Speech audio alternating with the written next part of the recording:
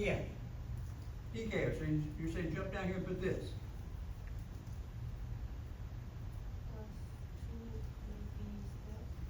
You guys, A plus B times A plus B times A plus B, and I realize we're just starting this. There's a suggestion that looks like that, Professor, when you expand that out, multiply all that together. What do you guys think?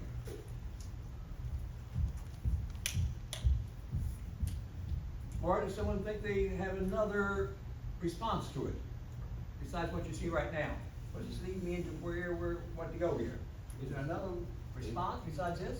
You want to say that A plus B minus two? Wait, no, I need something like this. I need A cubed, a term. Do you have something different than what you see on the board right now that you think might be it? A plus B times A plus B times A plus B, A plus B cubed. It's A plus B times A squared. I wouldn't do that. I want the final result. June, what do you think it is? Oh, I see it. Read that to me. It's A cubed plus. Okay, hang on now. A cubed. Plus 3A squared B. Whoa, hang on. Plus 3AB squared. And, Plus B cubed. wow. I'll accept that one. Listen, Professor, how am I going to verify that that's the one in the orange she's read to you is the one, not the one that we were trying to guess at here, right here, guys? Right now, at the point of math that you're located in, you'd probably say, well, Professor, I can do this. This is what I think up here, I think you're trying to get me to do here. This A plus B times A plus B times A plus B, and you need to multiply that together. And I think these two multiplied together would easily, from algebra, would be A squared plus what? 2AB. Yeah, plus B squared. There you go, B squared. I think it's what you guys were telling me earlier. And then that A plus B, we bring it out front, so it's easier to work with. Plus an additional A plus B times that. Now, if you're patient, be patient, and you multiply this out, like a distributive property, algebra problem, you'll get the orange. You'll get the orange. And she gave it to me. Thank you so much. So if you expand that out, you're patient, collect like terms, as you collect like terms there, you'll get the orange. Now you said, Professor, where are you going? Well, I'm going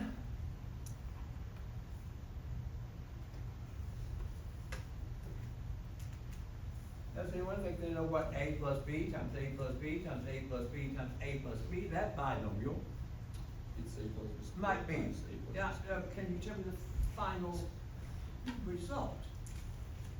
Oh, I see they ain't going up again. Read that to me, then we'll look at this. Read to me. Thank you. A4 A to the fourth. plus 4A cubed B. Or A Q B. Plus 3AB, is a fourth, right? Is it three? Or No. four here? Six. Six. Yeah, 6. Okay, six what? A cubed would be cubed. A Squared. squared. B squared? Plus 4 Now four again, here? A B cubed plus B to 4. Let's step back left. 1, 2, 3, 4. 1, 2, 3, 4, 5. Okay, now she's telling me. Make sure that's right. Check it again. Did everything copy down correctly? Yes. Okay.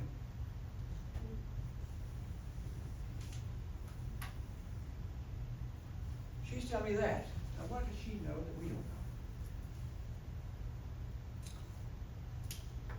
Because eventually, here I'm going to this, because there's something going on here.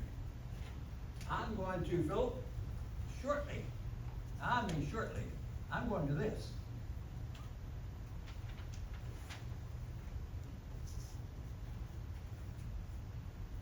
A plus B raised to the ninth. Good luck. Plus that's triangle. Good luck. And I know it's A plus B times A plus B times A plus B out 9 times. And I know you group and use distributive property and all this business and work. It's all algebra. Guys, there must be something going on that certainly can give me the response I'm looking for a little quicker and there's something based on what she's already given me for this, and for this. At least, let's try to do an analysis here, look at what's going on that may give me a hint when I finally get down here, because I'm certainly not gonna multiply this mess together. That's what the final response. Philip, go for it. I was just gonna say the number of turns is always one more than the power. Love it. Look at this, one observation. A plus B cubed. Answer has 1, 2, 3, 4 terms. A plus B raised to the fourth has 1, 2, 3, 4, 5 terms. So he's telling me, Professor, when you finally get down here, you should have 10 terms. We're gonna have 10 terms. Hang on, let me set this up first.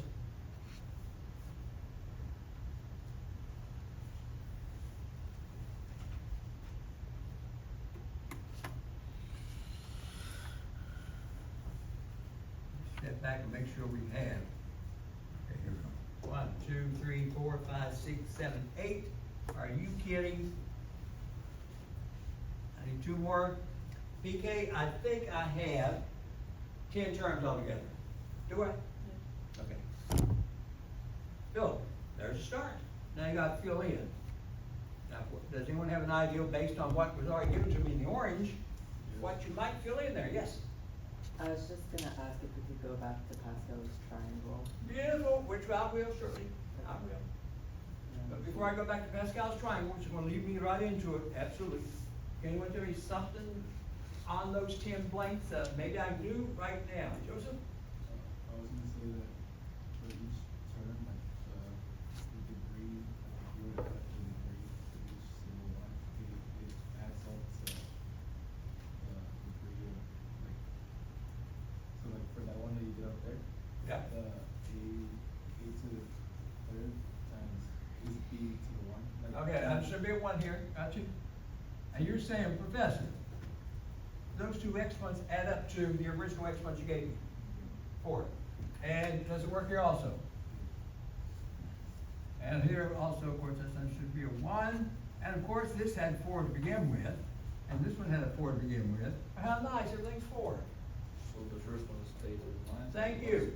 First term has to be A to the 9. The last one is B to the. That's what I want to hear. Gotta be.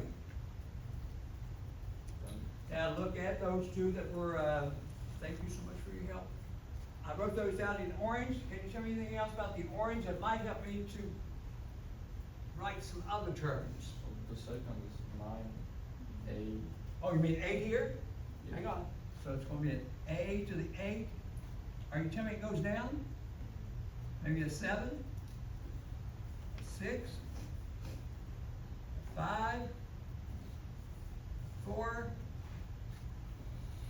3? A 2? And finally A to the first. The A's descending. Yeah, now B Now what happens to B's? is just 1. Well, I've got 1 down here, B to the 9th, so how many B's do you think, or what B expression's here? B8. B to the 8th, goes the other direction here, so this has to be a B to the 8th, let me put it in this color here, guys. B to the 7th, B to the 6th, B to the 5th, B to the 4th, B cubed, B squared, B. Joseph. Is your theorem, Joseph, working out now? Do I get a 9 all the way down here? I got 9 here, 8 plus 1, 9, 7 plus 2, 9, 6 plus 3, 9, 5 plus 4, 9, 9's all the way across. There's 10 terms written out. What's missing? And the critical part, what's missing is those numbers. Coefficients. If I just knew a fast way to know what the coefficients were and place them on those blanks, then you have A plus B raised to the 9th done quickly. By the way, at this point, does that make sense, what we're doing?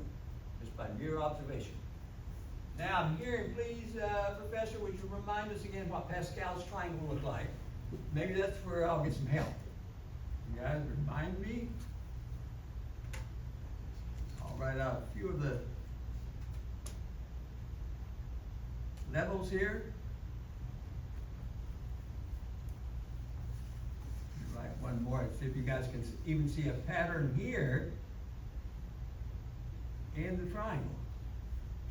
I've written out that much, it goes on forever. First, does anyone see how did I get those numbers? Now tell me, what am I doing? How did I get, let's say, Ramsey, you gave us 1, 3, 3, 1, all of a sudden you jumped down to 1, 4, 6, 4, 1. Is there something in this row here that tells me how to get here? There's a pattern here, what is it? Yeah, you go back here and add these up. 1 plus 3 will give me a 4. 3 plus 3 will give me a 6. 3 plus 1 will give me a 4, and of course they end and begin with a 1. Does it happen down here? It starts with a 1, of course, ends with a 1, they all do. Look at the previous row here, 1 plus 4, 5. 4 plus 6, 10. 6 plus 4, 10. 4 plus 1, 5. That true? I'm gonna write one more layer here. I'm gonna write this one. Definitely we'll start with a 1, end with a 1. Now look back at the previous row of numbers and do my routine here. Looks like we're gonna end up with a 6. Do not let me make a mistake. 15, 20, 15, 6, and 1. Is that true? Now,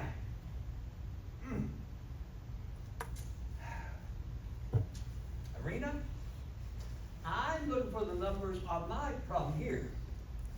So I need 10 coefficients.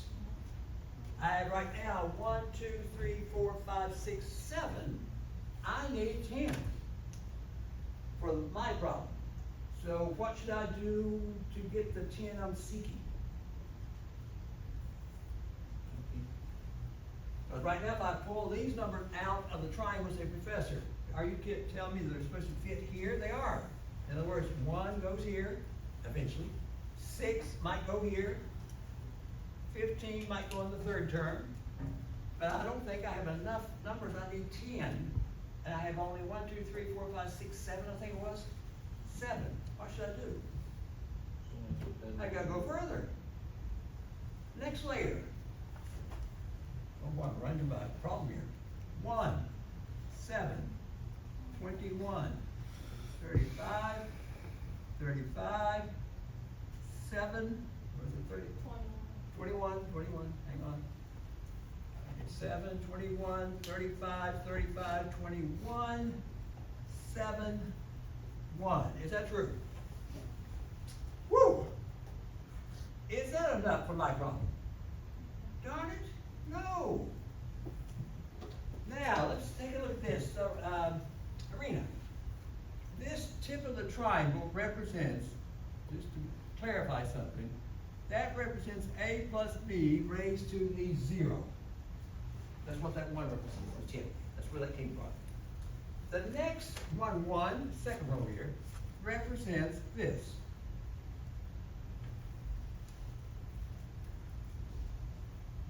One A, 1B. That came from this. 1A, 1B, just the coefficients. This one, PK, represents the coefficients for that. 1, 2, 1. I think I did this one back here. I did. 1, 2, 1. Is that true? I'm looking for A plus B raised to the 9th. So I've got A plus B raised to the 0, A plus B raised to the 1st, 2nd, let's count. This would be 3rd, 4th, 5th, 6th, 7th, 7th. The 7th down here, my last one. This represents A plus B raised to the 7th. Those are the coefficients from Pascal's triangle. Now, Can I say that this is summation equation? I exactly do that. Now, I need how many more layers for my problem? 2 more. Guys, here goes. Sorry, we'll jump down here. PK, where you see, watch carefully. Or don't let me mess up. Is that an 8? 28? It is 56. 70. 56. 28. 8, 1. Whoa! I need one more layer. Now, why on earth I chose A plus B raised to the 9th, I don't know, but we need one more layer. Here goes. PK, help me out. 1, 9, 36. 84. Oh, 84, okay. 126. How much, 126? Yes. Okay. 126. Another 126. 84. 84. 36. Wow. 36. 9. 9. 1. Goodness gracious. Is there also a little pattern even in the numbers that are coming out? Is it true? Now, PK, if my numbers are all correct, I'm ready to finish this problem up. I'm gonna go back and say, Professor, you got this much right here, now you just need the coefficients, which are 1, 9, have to make sure you can see this, 36, I guess 84, wow. 126 she gave me, squeeze that in, 126 here. Was it 84 coming up next? Or did I lose track? PK, is this 84 here? Yes. And then 36, 8, 9, and a 1. Oh my goodness. That's A plus B times A plus B times A plus B times A plus B. If you don't trust what we're doing, multiply it out. Multiply it out. Hopefully, that's it, with the help of Pascal's triangle. Look what an answer. Guys, I saw a middle school teacher give this type of a problem to her class to do for homework, I think it was, for the night, and bring it back in. But they did not have Pascal's triangle. And she smiled as she gave it to her. She knew what was going to happen. They had to multiply it out. A plus B times A plus B times A plus B. Can you imagine the time it would take? And those kids had to do it. Here we relied upon Pascal's triangle. Guys, any concerns of how I applied this to my binomial expansion, they call it? Yes, go ahead. There's gonna be a way we can, express it in a like numerical way, so we can actually write. Absolutely, this is what it's coming down to. You know us in pre-cal. We're not gonna do this, this is middle school. And middle school kids love it.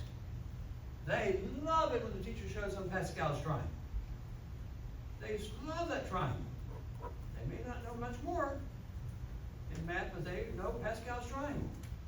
And they like playing around with it, and they love it, and they love it, and say, oh my goodness, are you kidding? They feel so good about expanding this out. A kid in 7th grade or 8th grade. Can you imagine? They quickly do this, and they, that's the answer? Yeah, number 10 terms, you got the answer. With the help of Pascal's triangle. So Pascal's triangle is very, very helpful. Now, Wayne's saying, Professor, we're in pre-cal. We're not middle school.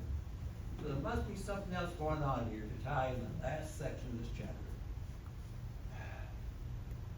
Before I jump into it, let's try or think about something, you guys. Are we, when I write the terms out, do I see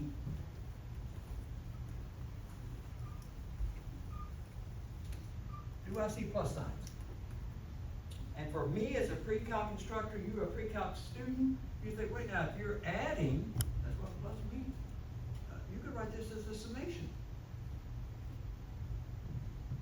What? Professor, you can rewrite this, if you're adding somehow, Wayne, I think that's what you were trying to get me to do eventually.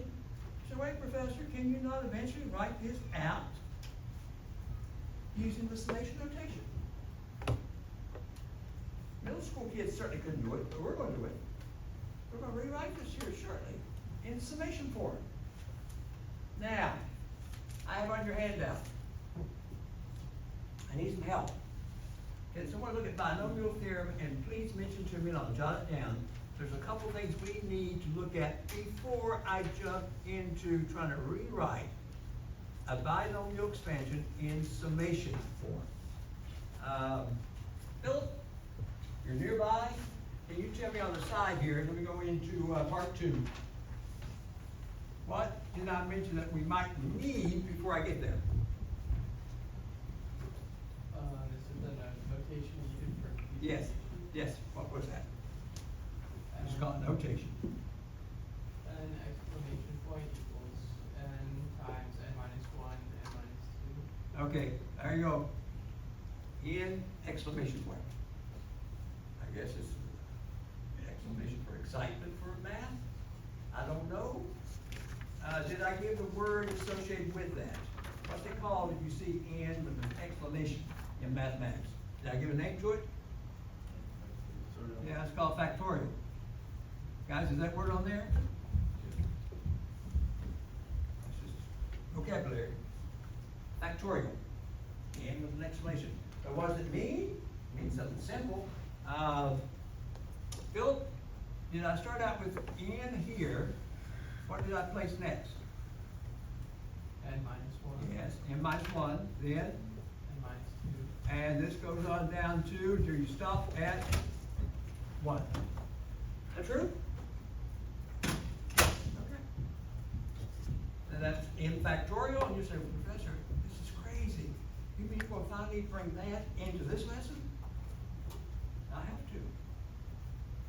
Now, let me try this before I leave though. So guys on the side here, just an example. If in mathematics you run into that, It's just, and it's read as 5 factorial, you have no clue at first what it is, until Philip says the definition is this. It comes down to, you start with 5, times, in this case, 5 minus 1, 4, 5 minus 2, 3, and you continue this all the way down to 1. I'm going to put all of it in there since I almost had finished. Anyway, that's what 5 factorial means. Easily done, and then you just multiply all of them out. I think on this case, all of them out 120, is it? Yes. So 5 factorial is 120. You're saying, Professor, my goodness, Mr. Park's supposed to do a lesson today also. Are you telling me, Professor, you're going to bring this notation into this conversation? I am. And I think there's another notation on there somewhere. Before I get to the other notation, did I point out on the handout that something strange that we accept, and we are going to accept it? Did I have 0 factorial on that handout at all? yeah. What does that say it's equal to?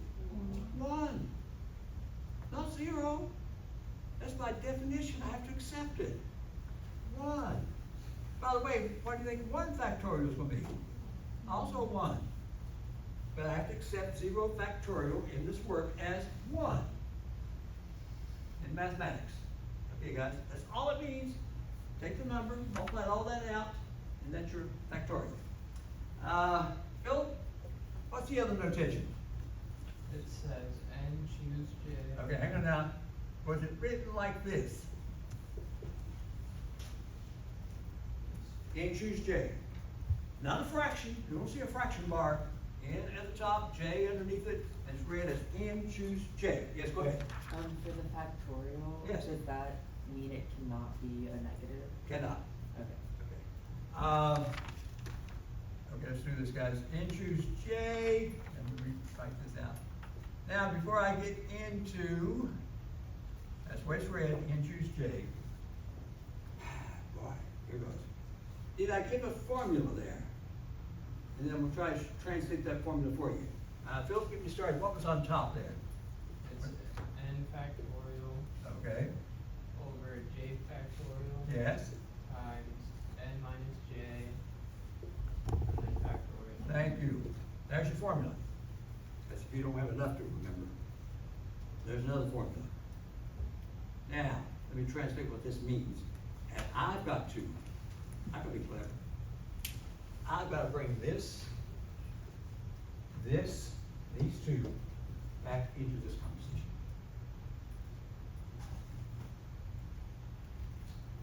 And I think I gave a result there somewhere on the paper. We'll see what the result is. First, we go back to this. N choose J. Here's a translation of what that means itself. I'll give you a formula. You say, what's it mean? Okay, for example, let's say after class today, I say, students, I need some help. I'm going to go back to my office and help me with some papers and so forth and so on. And, I need some volunteers. And I said, Professor, how many students do you need? I need only 2 to help me. Just 2 would be enough to help me. And then I'll see, who would like to help me? And I see 5 hands go up. But I need only 2. So this comes down to, I have 5 students volunteering. I need only 2. 5 choose 2. A little translation here. Now, before I get into the formula, let me go ahead and label to show you what I need. I need 2 students to help me. I have 5. You guys make sure I'm way over here on the side. Let me label those students like this. Those are my 5 volunteers. With your help, I'd like to come up with the possibilities of choosing 2 of those 5. So I might, I'll get you started. I may say, well, student A and student B, I need you. And the other 3 may go on home. Give me another choice that I could choose out of those. Could I choose A with C? Would that be another choice? Or A with D? Or I'm going to put this down, A with E. Would you guys agree I could choose like that out of the 5 volunteers? Now, are there other ways to choose the 2 students? Can anyone give me maybe number 5, another choice? Besides what you see that I listed. B with C? There you go. Number There's 6. a number of variations, right? Yeah, B with D. I think what, B with D? Yes. Okay. Now that's 7 ways right now. Am I overlooking anything? 2 more. Like what? D and C. Okay, C and D. Yes. And I think I heard, is there another one? C with E? Oh, let's left out one. What was the last one? E with D. D with E. Next time. Does anyone see, I didn't overlook anything, did I?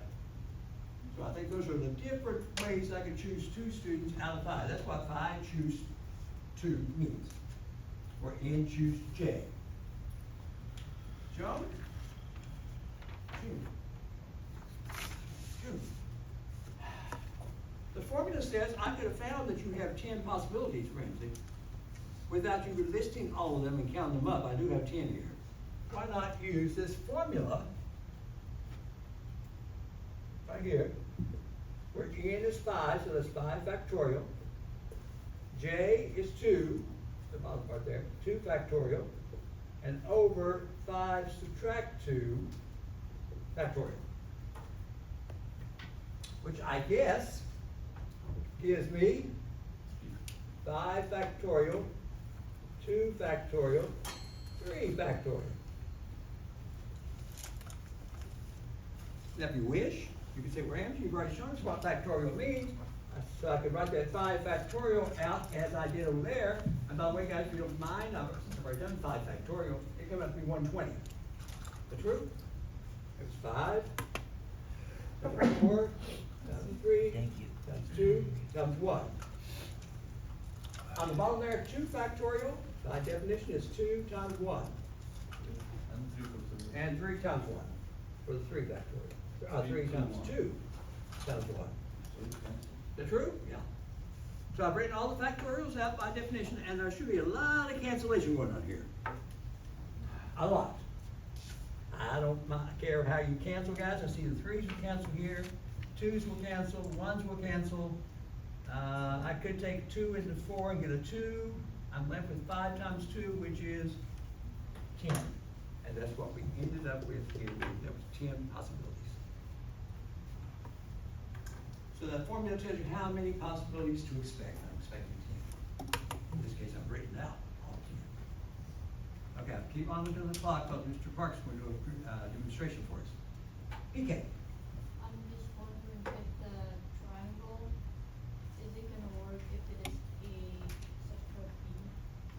Oh, oh, beautiful, beautiful, here we go. You gotta be careful though.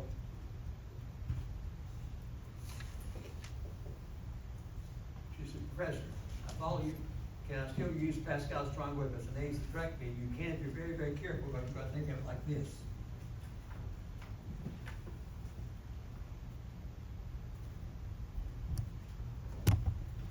And you still use the triangle. Nice. Okay, guys. Now, how much more am I, Phil, go ahead. Will it always work if you just multiply, like, when you multiply 5 and 2 together, you get 10? Does it always work like that, or just? No, I wish it did. Then that would have given me a different formula. No, you gotta use this, formula here, right here. And choose J. Now, Zoe, I'm gonna close down here shortly. This class was intense today, just to close down some things here. I still remember that induction book. Take a quick look at it tomorrow and close it. But, you say, Professor, how on earth are you gonna bring all this beautiful discussion? You guys like these discussions of? Are you intrigued by all this? I see one head shaking yes. What am I supposed to do? One head was shaking yeah, but I like this. Oh my goodness. All this, miss, all this, and all of a sudden say, hold on, we did this small problem here, middle school. And all of a sudden say, wait, no, let's leave middle school, we start this distance here, factorials. N choose J, and I'm saying as a professor, I can put this and this and this all together. I think it's written on your handout. I'm gonna just write it out, guys, for today, because I gotta stop here shortly. Is the binomial theorem, is that statement on your handout? If it is, hang on, we erase all this.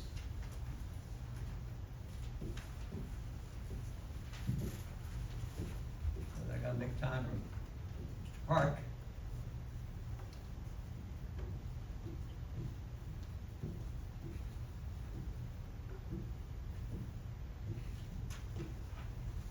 I'm gonna miss you after we're finished. I know you're tired right now, but after my class leaves me, I'm gonna miss you.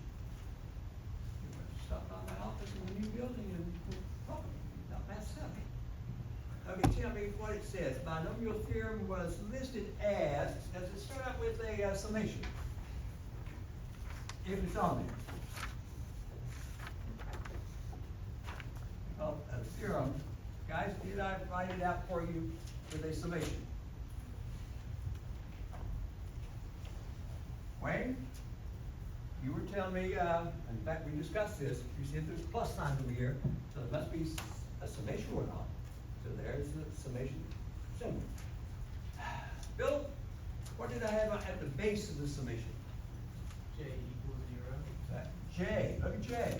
Hang on. I think I used J over here. Didn't I? There's a connection. And then what at the top? N. Now, tell the class what on earth is inside there. And choose J. Whoa. That's over there. And what's next? X to the n minus j. Okay, hang on. And A to the j. A, raised to the J. Your textbook may have written it like that. And did I have on the outside there what this really meant? It was equal to what? Was it x plus y? Not x plus y, x plus a raised to the n.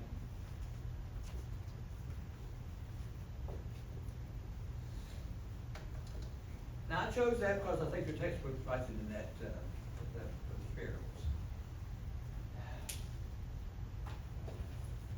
Did I bring in those parts over there to this? Now, my time's gonna run out here. Rena, look at this. Look at this. Middle school does not see this. We're saying, no, but you can do a middle school problem, Professor, like this. Now, before I had to, stop, let me ask. Hang on now, let me make sure I get this copy down right. Philip, are you telling me they start with 0 down here for sure? Let's go through. I'm going to replace n by, this is an example, I'm going to replace n by 2. Okay? And inside here, this n is 2, I'm right, this is 2, choose j. I'm letting n be 2 for an example here. This becomes x raised to the 2 minus j. And on the side there, where it says a raised to the j, I'm going back to middle school, so we'll change that a raised to the j, which is fine. I'm going to write like this, y raised to the j, for a reason. Let me step back and look at it. I try to make it look as much like what Phil read to me. I think so, except I changed this to a y for a reason. Instead of the a in the textbook, I think. I changed mine to a y. Does anyone think, what a good way to close now, does anyone think they know what on earth this is equivalent? That mess, that whole mess should be a middle school conclusion. Oh, do it again. X, oh, you're saying x plus y, quantity squared.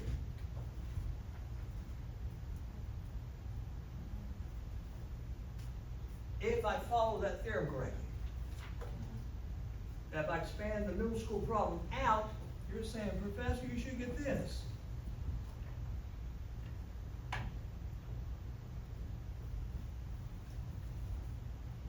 Guarantee if I walk across the street, and I walk into one of those math classes over there, and I get those kids across the street at that middle school, that would scare them. This would frighten them. They'd probably drop out of school. What's on earth? That's here. Middle school kid, get this for me. Then all of a sudden, they don't realize it's the same as this, which they could have gotten. And therefore, if they see it's the same, maybe they will not drop out. They'll stay in school. And that's the same thing. Now, Arena, let me close down. Let me write this out for you. Philip's telling me to start with the 0 first. So this is 2, choose 0. X raised to the 2 minus 0. Y to the 0. That's the way the first term looks as I write this out. Then plus, of course, summation. Now I start with 0, and I'm going to build up to a 1. Go to a 1 next, and I'll go up to a 2. The j to be a 1 looks like this. 2, choose 1. X raised to the 2, subtract 1. Y to the 1. Can anyone tell me what's the last term, because I'll finally reach the top. What does it look like at n is equal to 2? Someone help me out. It's right here. 2 to the 2, but it's 1. Okay, 2, choose 2, and x raised to the what? 2 minus 2, was it? And y raised to the what? 2nd. Is that what it looks like expanded out? You think? Now, here we go. That should be this. That should be back in middle school. Let's see if it is. 2, choose j. We'll use my formula. 2 factorial over 0 factorial, and I think it says n minus j over there. That's another 2 factorial. Guys, feel like going through all the factorials. Might you say that's 1? Yes. So this is 1, x squared, y to 0 is another 1. Could I just say that's merely x squared for the first term? Yes. Y to the 0 is 1, and that 2 choose 0, I tried it with that formula over there. I got a 1 also. X squared. Second term, 2 choose 1, I'll do that formula. 2 factorial over 1 factorial over 2 minus 1, which is 1 factorial. And guys, not much work required here, I think it's a two. So this comes out to be a two, if you guys agree, this is x to the first, y to the first, and all this we've said is merely two. This is two. And on the end here, I don't think it do much work, but it means 2 factorial over n factorial over n minus j. J factorial is 2 factorial. And is that a 0 factorial? Is that true? It's all that one. So we end up with what? 1 on the end, x to the 0, which is 1. So I really end up with y squared on the end. Guys, please tell me, is that you're staring at, which is crazy, is that equivalent to x squared down here plus 2xy plus on the end y squared? Yes or no?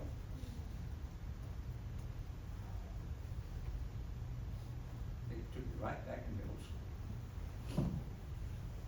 I guarantee you, when you were back in middle school, you didn't see this. No, you didn't see this. You may have seen Pascal's triangle and some work there, but now, since we're pre-calc, this is where the back of the theorem looks like this. I just applied the theorem to a middle school problem and got it to work out for me. Now, does that make sense? Okay. Now, whew. Here's a professor, tomorrow's the last day of instruction.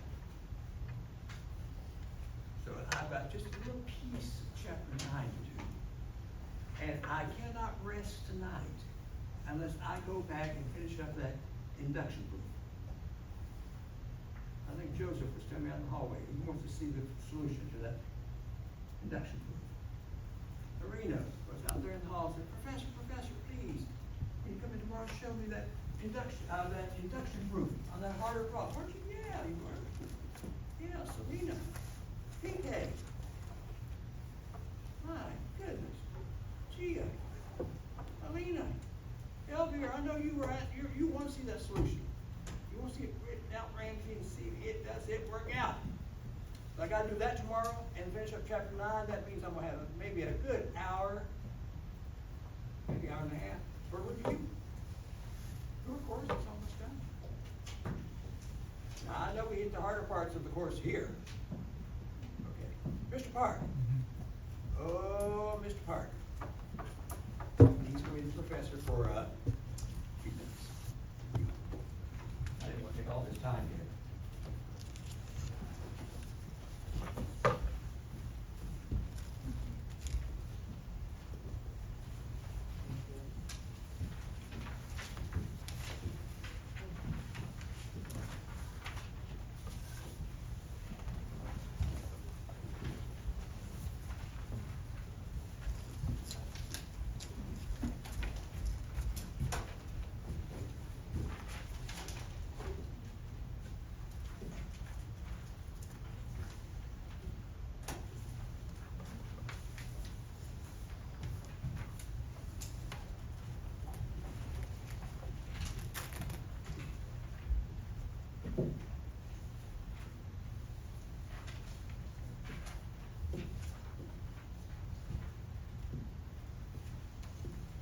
So I wanted to talk about how to calculate trig fastly, because in calculus we calculate a lot of trig, and some people in Calc 1 tend to just graph the unit circle and then think about the coordinates. So I just brought a very fast trick that you might be interested. So first, I'm gonna just make a table. Okay. So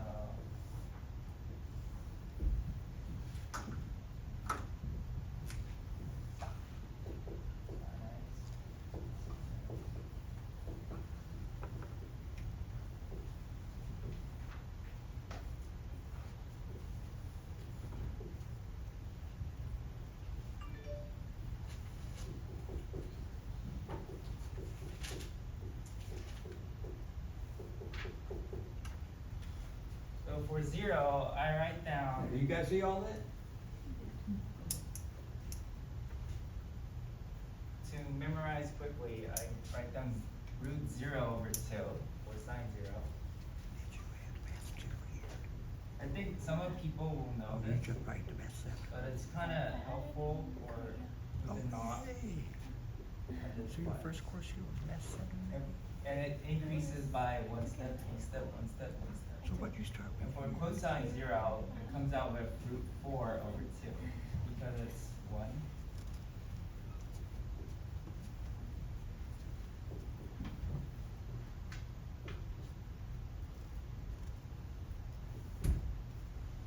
And for tan 0, comes out with 0, 1 over root 3. And we can think as we're multiplying root 3 from here to here. So root 3, which is 1. And we're multiplying root 3. And we find. So I want you guys to memorize this by very quickly. So if I say I want to find cosine pi over 3, I just think about it. Since it's the opposite, I go to here, root 1 over 2. The reason we're thinking about this is we can calculate any trig values very quickly. For example, let's say cosine negative 5 pi over 6. Hang on just one second, that's beautiful work. Can you guys see the marks, or you need a darker mark? Darker marker. You okay with that?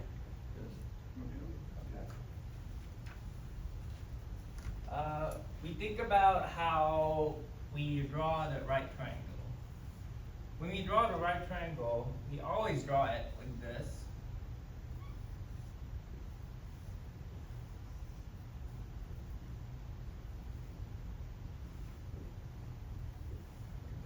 It's the right side or the left side. So when we identify something is the absolute value of the theta. So I'll just put any trig function. Equal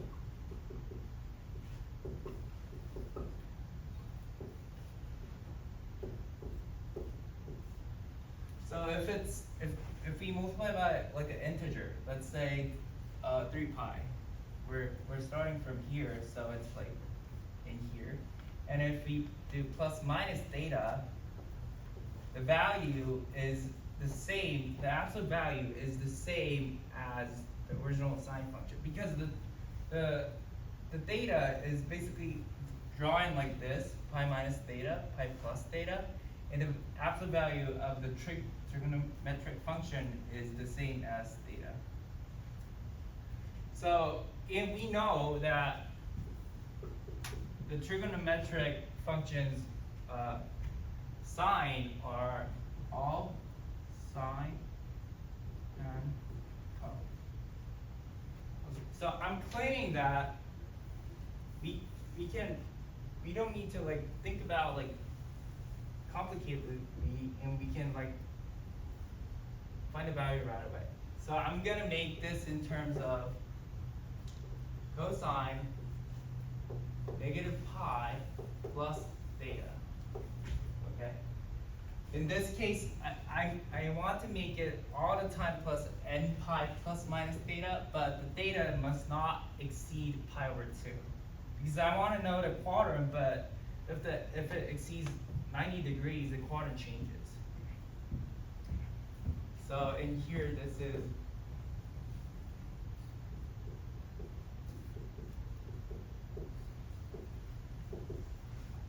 and I calculate the value, cosine pi over 6 times, since it's in quadrant 3, it's negative value, which we get negative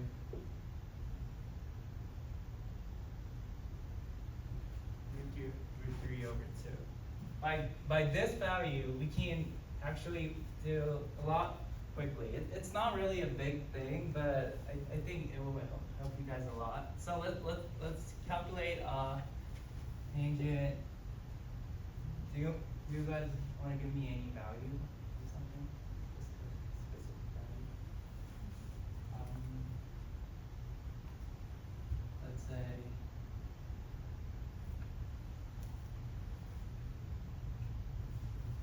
11 pi, okay. I rewrite this in tangent n pi plus minus theta. And I do not want to make the theta do not exceed the pi over 2. So I identify as tangent 4 pi minus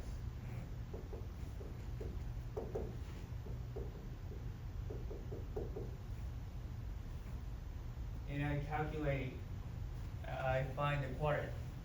This quadrant is in here, right? It's in quadrant 4, so it's negative side. Tangent pi over 3 equals root 3 by the table times negative 1 equals negative root 3. So this is one of my tricks that I wanted to tell you. I mean, you guys can do it by unit circle and stuff, but I think it will help. How did you decide, like for the n pi plus theta, how was it 4 pi minus pi over 3? Good question. It's, we can think of like bounding. So, let's say if I choose 3 pi,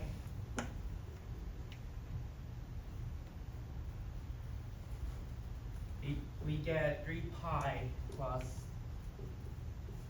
2 pi. And if I choose 4 pi, I just pick the closest thing. It's like guessing. It's typical like a guessing, but it's kind of like accurate. Pi over 3. Okay. But in here, I said the theta do not want to exceed 1 over 2 pi, right? So I reject it. And I choose 4 pi minus pi over 3. That makes sense, thank you. Yeah, and I automatically know tangent pi over 3 equals root 3, and then I calculate the quadrant.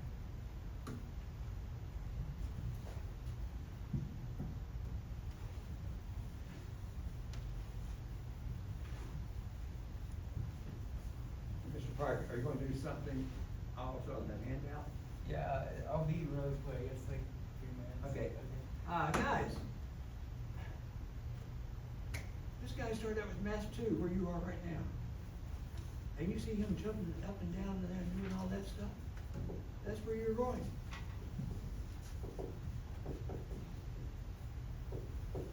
Okay, when we recall the half angle formula, we get cosine half pi equal plus minus root 1 plus cosine theta over 2, right? But when we do integration, which is in calculus, we don't really use this a lot. We drive it, but we want to make it like more like visual, I think.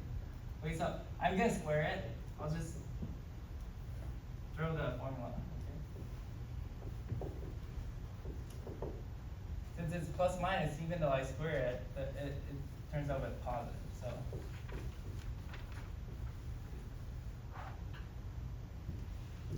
And I'll just multiply the theta by 2.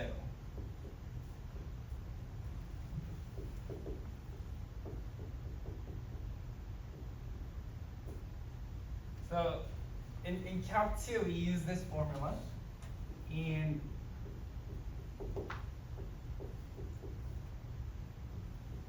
we get this.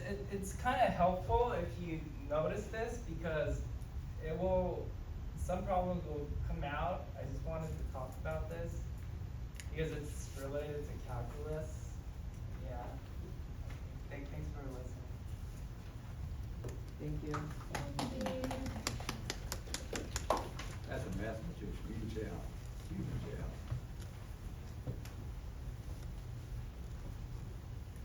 In other words, what he just did, I think it was a half angle formula.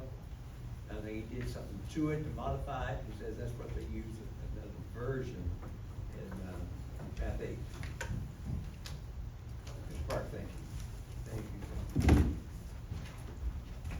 Guys, before we leave, I think we're gonna sense up even with this course. Now, I know we're at the end of the course and say, oh, Professor, this course getting a little bit more demanding. They get more demanding. Math 7, I guarantee some of you guys will get something out of my office saying, Professor, I need some help with this calculus problem. You got time for it? You got money? Money there, Bill? Got some money? Okay, guys, now tomorrow, we're going to make it light as possible, and have also some time for review, but I'm gonna be here at 11:30. We're doing good, guys. So we got it, we're done. Wow.